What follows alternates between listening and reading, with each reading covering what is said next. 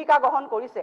অৰুণোদয় আঁচনিখনৰ জৰিয়তে পৰিয়ালৰ মহিলা সদস্যসকলৰ স্বাস্থ্য আৰু পৰিপুষ্টিগত অভাৱ পূৰণৰ উদ্দেশ্যে তেওঁলোকলৈ মাহিলী 830 টকাকৈ আৰ্থিক সাহায্য প্ৰদানৰ ব্যৱস্থা কৰা হৈছে।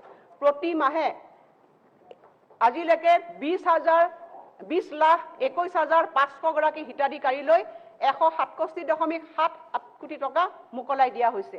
মহোদয়, ক্ষেত্ৰীয় পৰ্যায়ত আঁচনিখনৰ ব্যাপক পৰ্যালোচনাৰ বাবে আমাৰ চৰকাৰে প্ৰতিটো বছৰৰ এটা মাহ অৰুণোদয় মাহ হিচাপে ঘোষণা কৰিবৰ কাৰণে সিদ্ধান্ত গ্ৰহণ কৰা হৈছে। অধ্যক্ষ মহোদয়, আমাৰ মুখ্যমন্ত্ৰী ডাঙৰীয়া প্ৰতিশ্ৰুতি দিছিল যে তেখেতে এই আঁচনিখন আৰু আগবঢ়াই লৈ যাব নতুন ৰূপত। গতিকে সেইখিনি কথাও মই সদনত নিষ্ঠা সহকাৰে কৈছো যে এই আঁচনিখনৰ সংবোধনৰ ক্ষেত্ৰত আমি নিশ্চিতভাৱে আগন্তুক দিনবিলাকত ব্যৱস্থা গ্ৰহণ কৰিম। অধ্যক্ষ মহোদয়, মই আৰু এটা কথা ক'বলৈ পাই ভাল পাইছো যে এই আঁচনিখনত কেৱল 1,000 টকা পুঁজি বৃদ্ধিয়ে নহয়, আমি এই আঁচনিৰ অধীনত 6,36,000 নতুন হিতাধিকাৰী অন্তৰ্ভুক্ত কৰিছো। এতিয়া অধ্যক্ষ মহোদয়, এই কোভিড সৃষ্ট এই পৰিৱেশত এই আঁচনিখনত আমি সম্পূৰ্ণভাৱে আমি অসমৰ 26,57,500 পৰিয়াল ইয়াত অন্তৰ্ভুক্ত হ'ব। অধ্যক্ষ মহোদয়, আমাৰ ৰাজ্যখনৰ মুঠ পৰিয়ালৰ সংখ্যা হৈছে 65 লাখ। আজি এইখন আঁচনি মই ভাবো যে এখন সৰ্ববৃহৎ আঁচনি, যিখন আঁচনিয়ে অসমৰ মুঠ পৰিয়ালৰ 40% ইয়াত অন্তৰ্ভুক্ত হ'ব।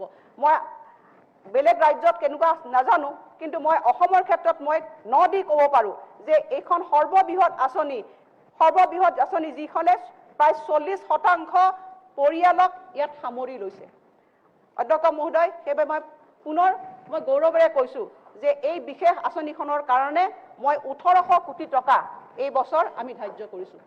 মহোদয়, অসম চৰকাৰে ৰাষ্ট্ৰীয় খাদ্য সুৰক্ষা আইনৰ অধীনত হিতাধিকাৰীসকলক বিতৰণ কৰা সুলভ মূল্যৰ দোকানৰ ডিলাৰৰ মাৰ্জিন প্ৰতি কুইণ্টলত 101.1 টকাৰ পৰা 143 টকালৈ বৃদ্ধি কৰি ৰাজহুৱা বিতৰণ ব্যৱস্থাটো প্ৰণালীবদ্ধভাৱে সংস্কাৰ আনিছে।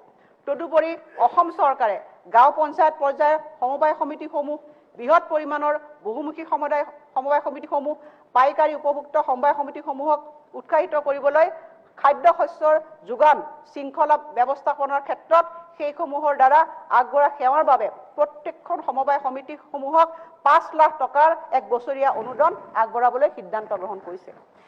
মহোদয়, অসম চৰকাৰ এক ৰাষ্ট্ৰ এক ৰেচন কাৰ্ড ৰূপায়ণৰ বাবে প্ৰতিশ্ৰুতিবদ্ধ আৰু সেই ৰেচন কাৰ্ডৰ ৰাজ্যিক আৰু আন্তঃৰাষ্ট্ৰীয় পোৰ্টেবিলিটি সক্ষম কৰাৰ বাবে এক প্ৰযুক্তিচালিত প্ৰক্ৰিয়া প্ৰদান কৰিব।